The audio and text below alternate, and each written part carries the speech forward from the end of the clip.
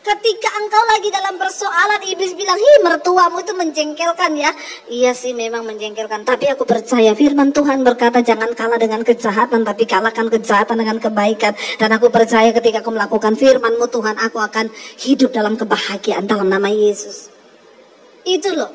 Maka kalau engkau melakukan hal ini, Alkitab bilang, perjalananmu beruntung. Kemanapun engkau pergi, engkau akan berhasil.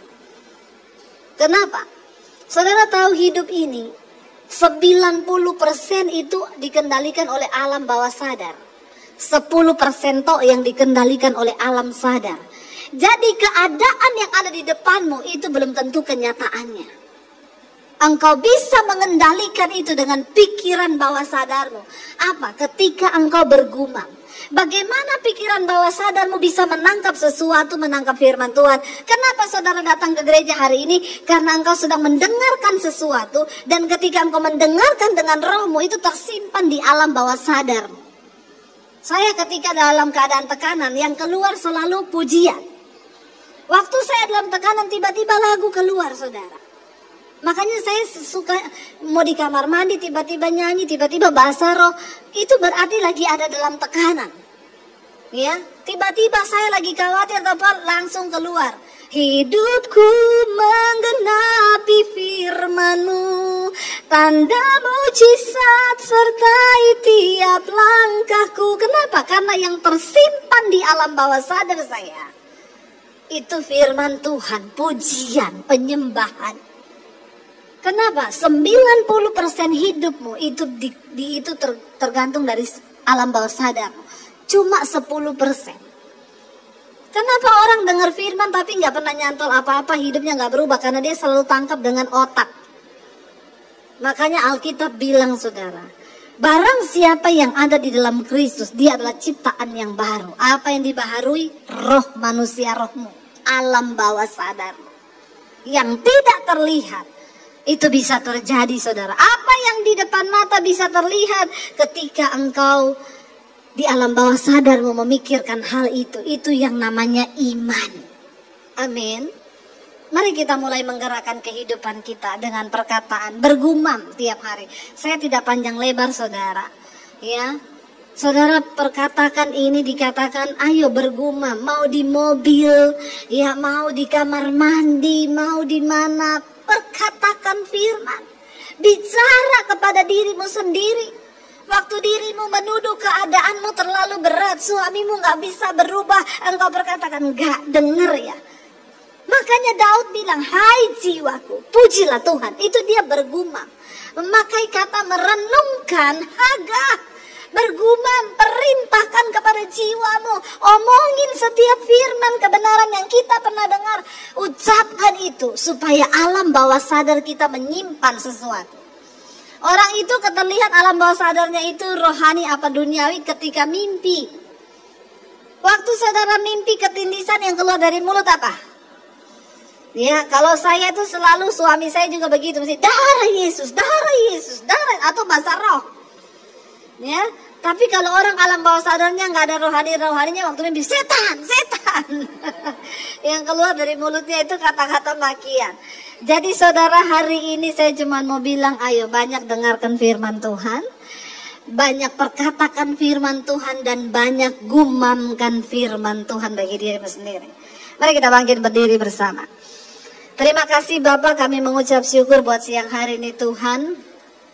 Kami percaya kami tidak bisa menjalani hidup ini dengan kekuatan kami sendiri. Kami perlu Tuhan dalam hidup kami.